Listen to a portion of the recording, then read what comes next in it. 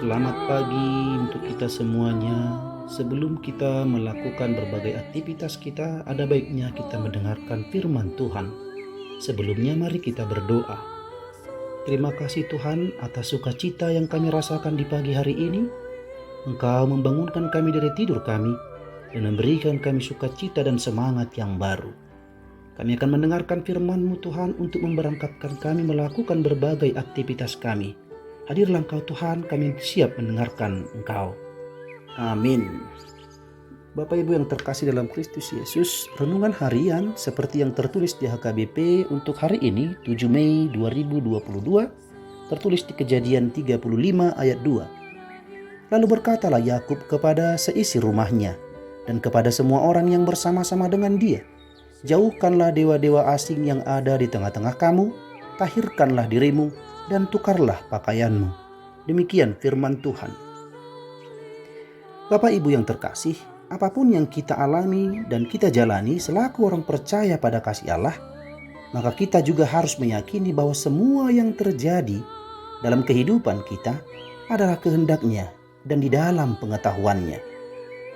Kita bisa lihat Yakub di dalam renungan hari ini.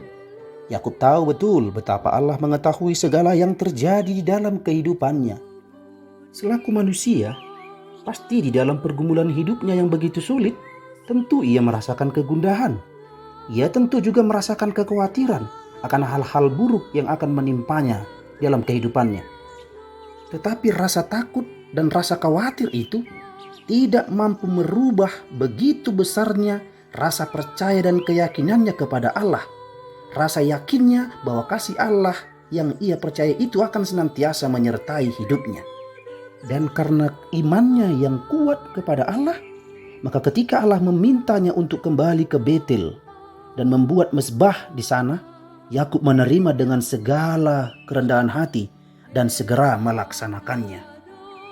Bapak Ibu yang terkasih dalam Kristus Yesus, respon yang diberikan Yakub atas perintah Allah agar kembali dan mendirikan mezbah di Betel sangat besar. Yakub meminta kepada semua orang yang ada di rumahnya hanya menyembah Allah saja dan menyingkirkan semua dewa-dewa yang selama ini mereka ikuti. Kenapa ia berkata demikian kepada seisi rumahnya? Hal ini karena Yakub tahu Allah tidak menghendaki ada ilah-ilah lain dan Allah mau setiap umatnya itu hanya membuat Allah sebagai fokus utama di dalam kehidupannya. Bapak Ibu yang terkasih di dalam Kristus Yesus, sadar atau tidak sadar, manusia sering membuat Allah terkadang menjadi nomor 2 di dalam kehidupannya. Dan yang utama yang sering dianggap manusia lebih penting adalah karir, pekerjaan, kekayaan, egoisme, anak, gengsi, hobi, ilmu pengetahuan atau mencari gelar, dan juga lain-lain yang sering lebih utama di dalam kehidupannya. Hal-hal yang seperti inilah yang tak jarang membuat kita sering mengabaikan suara Tuhan dalam kehidupan kita. Untuk itu Bapak Ibu, untuk kita semuanya nats ini mengingatkan kita agar mengutamakan Allah di dalam setiap kehidupan kita. Setelah itu, maka yakin dan percayalah Allah akan memberikan kepada kita apa yang kita perlukan, apa yang kita minta di dalam setiap doa-doa kita. Contohnya lihatlah Yakub dalam nats ini. Karena ketaatan dan kesetiaannya kepada Allah, maka Allah kagum dan memberkati Yakub. Kita bisa baca nanti yang tertulis di ayat 11-12. Betapa besarnya kasih Tuhan kepada Yakub sehingga ia diberikan berkat, beranak cucu, dan dari sana akan lahir raja-raja yang besar di dalam kehidupan bangsa dan umat Tuhan. Bapak Ibu yang terkasih dalam Kristus Yesus, panjangnya perjalanan kehidupanmu, pahit manisnya kisah hidupmu, yakinlah itu semua terjadi atas sepengetahuan Allah. Dia yang memberikan umur panjang terkhusus buat yang merayakan ulang tahun dan untuk kita semua. Dia yang menyertai anak-anakmu baik di Siantar maupun dimanapun juga berada. Dia juga yang menopangmu saat engkau sakit dan terluka dan teraniaya. Dia yang memberimu penghiburan dan kekuatan di saat kita semua berduka. Dia yang memberkati segala pekerjaan di dalam kehidupan kita. Dia juga memberkati setiap rumah tangga kita. Hayati dan aminkanlah bahwa semua yang terjadi di dalam kehidupan kita, semua atas pengetahuan Allah, dan begitu besarnya kasih Allah yang menyertai kehidupan kita semuanya.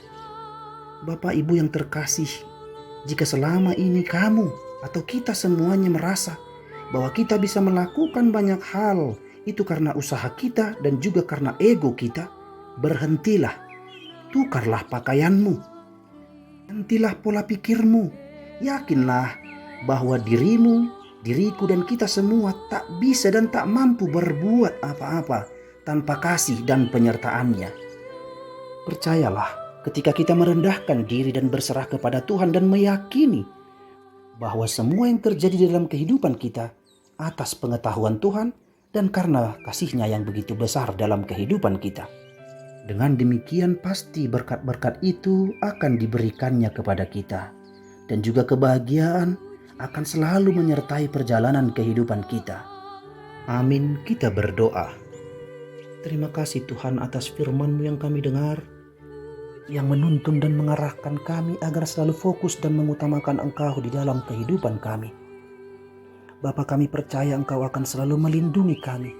Berkatilah setiap umat-Mu dalam rumah tangganya, dalam pekerjaannya, dalam setiap aktivitasnya. Berkatilah Tuhan seluruh anak-anak-Mu, baik yang balita sampai yang dewasa. Tuntunlah mereka Tuhan melalui Roh Kudus-Mu agar selalu takut akan Engkau di dalam setiap perjalanan kehidupannya. Sembuhkanlah Tuhan jemaat-Mu yang dalam keadaan sakit penyakit atau dalam masa pemulihan, agar mereka selalu bersyukur karena kasih-Mu yang menyertai mereka. Atas seluruh permohonan dan doa kami Tuhan, ampunilah kami dari segala dosa dan kesalahan kami, agar kami layak menerima berkat-berkat yang daripada-Mu. Dalam Kristus Yesus kami berdoa. Kasih karunia dari Yesus Kristus, kasih dari Allah Bapa dan penyertaan Roh Kudus kiranya menyertai kita hari ini sampai selama-lamanya. Amin. Selamat beraktivitas. Tuhan senantiasa menyertai kita. Shalom.